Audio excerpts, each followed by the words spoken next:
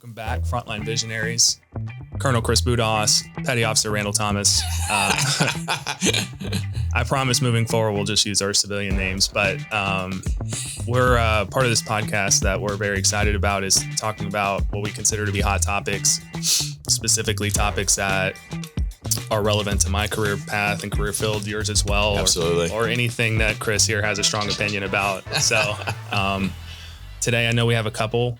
And I'm ready to dig in. Yeah, no, I appreciate it. For the audience that haven't dialed in yet on our first episode. So our content, what we're looking at is 2 to 3 times a month. We're going to do long version, about 30 to 45 minutes with some special guests and really deep dive in the subjects that they're passionate about and expertise they have.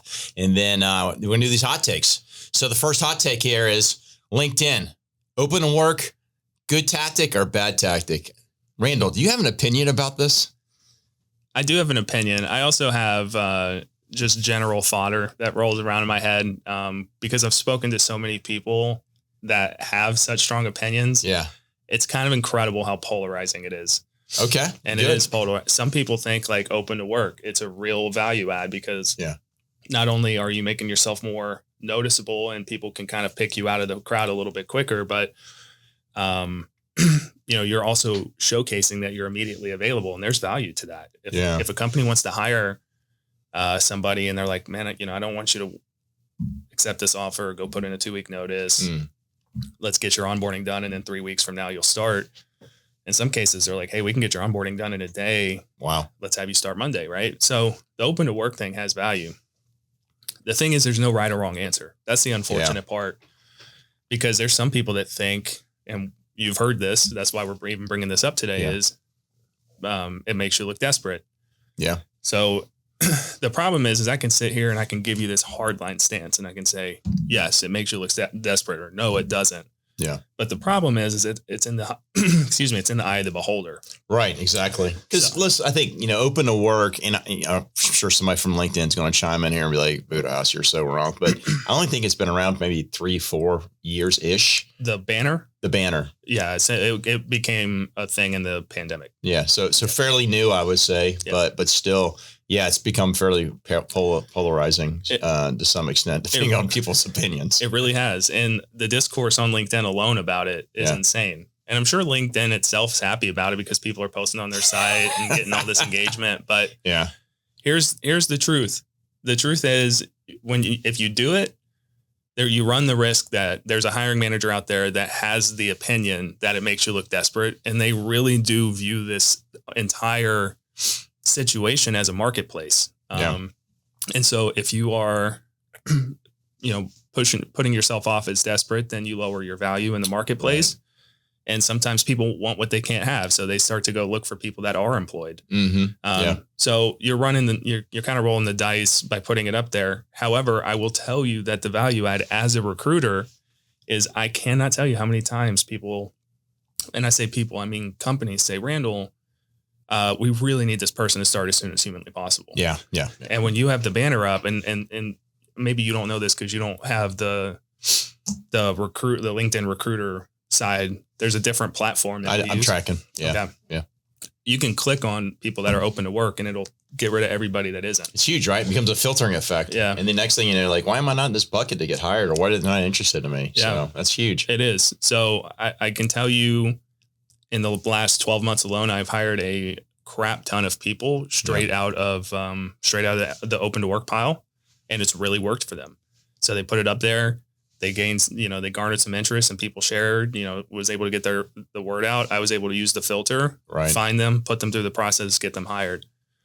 And then in some cases we've met hiring managers that say, no, like I really want like the best of the best, and the best of the best wouldn't be unemployed right now.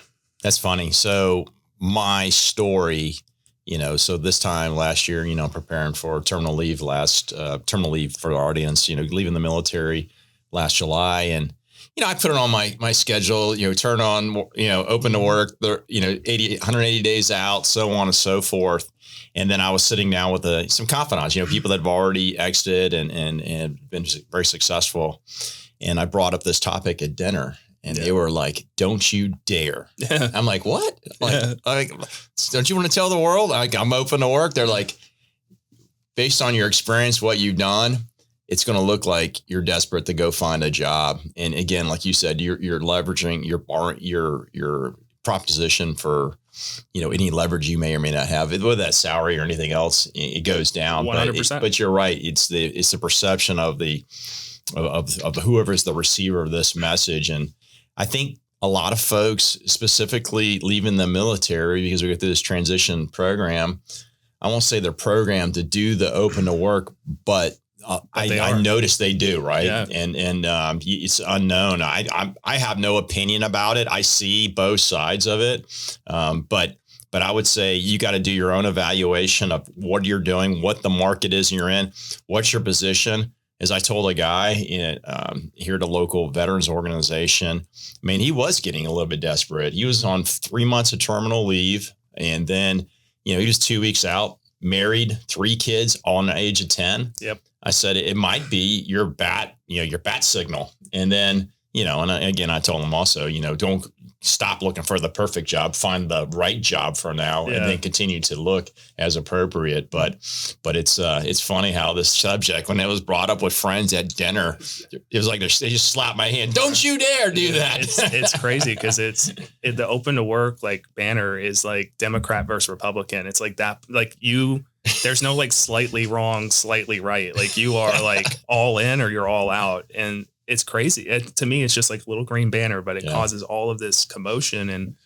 And for those of you who don't know, if you're looking for a job, there's an open to section on your profile. Yeah. If you click that and you click open to work, that gives you 2 options. One, you can let everybody know, and that's where the green banner comes into play. Or you can say, just let recruiters know. Right. And so when we're using the LinkedIn recruiter platform, we can see if you're open to work without you having the banner. Oh, that's a good tactic. So there is a way, I don't want to say around it, but there is a way to signify to somebody that's in my profession that, hey, I'm looking for a job, without blasting it all over your LinkedIn feed and then making your profile picture slightly you and slightly a banner. That's fair. So I think that's a good approach. I know that we were talking about desperation. I might as well float out another thing that's super important here. Yeah. If you're desperate, I understand that. Instead of putting the banner up, and I'm not advocating against it. I think if you want to put the banner up and let people know and open some doors, you should do it. But I think if you find a way to properly network and not like just like go shake hands and exchange business cards at a happy hour and walk away thinking you did something. Yeah. I think if you can properly network, you can talk to the people that are in your network and say, hey, listen, I'm in the market for a job. Do you know anybody? Oh, yeah. Or if you see a job that's posted by the Chris Budahas company and you know somebody that knows Chris Budahas, you can be like, hey, listen, I see that this job is posted. It's in my realm of skills. Is there any way that you can introduce me to Chris? Yeah. And so working on warm handshakes, warm introductions, et cetera, is probably the best way to go. But there is like a little bit of a open to work thing that you can do to not blast it. Just throw it all out there. Yeah. And everybody in Gotham City is like, there's the bat signal. When did the bat signal get green? Yeah, exactly. Excuse me. So yeah, I'm going to go back to what I said a second ago, because it's kind of crazy. I can't believe it's this polarizing. Yeah. I just can't. Like, welcome to America's society. We're going to make a big deal out of stuff that's going to be everything. So I as a recruiter, and Chris, I get this question all the time from candidates. Like, should I do it? Should I not? There's so much discourse. And I tell them, like, it's probably rare to come across somebody that's like right in the middle on it. Like, if you decide you want to do it, do it. If you don't, there's value on both sides. Just understand, I guess the reason why we're doing this is that if you put it up, I want you to understand that you are running the risk of coming across somebody that views it a certain way. Mm-hmm. And that might be to your detriment, whether you believe in it or not. So I think that's an important part, but I don't know. Any thoughts, any questions? I tell you what we want to do is we'll close it out here. We're going to throw it up on LinkedIn, and then we'll get on all of our other social, and let's have the debate. And I'd love to kick it out to the audience and get their feelings on, is this truly a polarizing thing or not? Because, my next question is, what next is going to be the next polarizing thing that you need to consider? Because, especially when you're looking for employment or looking to make that switch, This is a big deal. If you just polarize 50% of potential companies that may want to employ you, man, you might have shut the door on some potential opportunities. So 100%. And I should say this because it's important. When LinkedIn created this, they did it with a good heart. We were in the middle of the pandemic. Everybody was getting laid off. Everybody was losing their jobs. And the people who kept their jobs, their buttholes were clenched. Like, they had no idea if they were going to lose their PG-13 jobs. kids. They didn't know what was coming, right? Like, I'm one of them.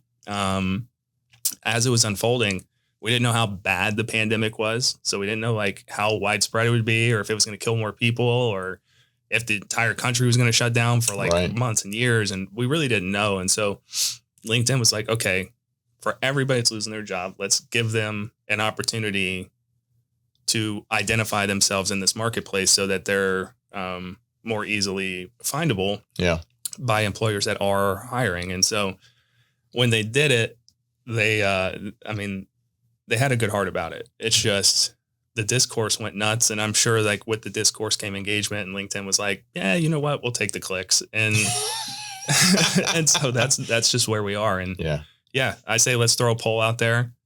Let's see what people think. If hey, Randall's an idiot, I'll welcome it, because I kind of am. Won't be the first time. No. Every morning my wife reminds me. So, And there's at least a couple times a week I remind you. So. Well, thank you for that. I'm playing. But yeah, that's polarizing for no reason, but could have value, could have the opposite. Yeah, absolutely. All right, well, let's close out this session, and we look forward to keeping this dialogue online. And then more importantly for the audience, hey, we're going to kick out some subjects. We're not afraid to not tackle anything that's controversial. So with your feedback, we'll consider it. And then hopefully we'll bring it up and have a little bit of dialogue with a hot take from our side on that subject. So we'd love to hear from you. Yeah, absolutely. Appreciate you, Chris. Appreciate you, Randall. Yes, sir. Mm-hmm.